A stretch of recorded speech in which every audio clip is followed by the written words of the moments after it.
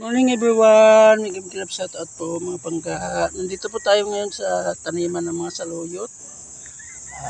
Naglalakad po tayo papuntang palengke. Ito po sa katabi niya ay mga pitsay po ito mapangga na harvest na po kahapon.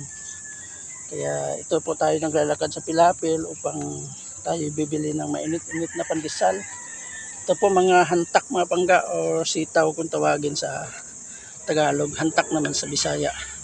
Yung maraming bunga rin mga pangga at nang ito ay malapit-lapit na rin ma-harvest. Ito mga pangga dami. Yun. Thank you so much for watching mga pangga. Bye bye.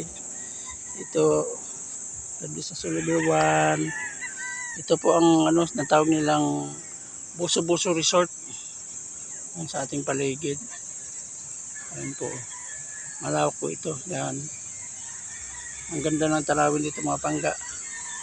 Ito, nakakalibang, nakaka-relax ang paligid. At saka mahamog pa pag ganitong oras mga pangga. Bye bye, God bless us all everyone. Bye. Thank you for watching. Like at subscribe po mga pangga ang ating YouTube channel, Ricky Sangko Vlog. Bye.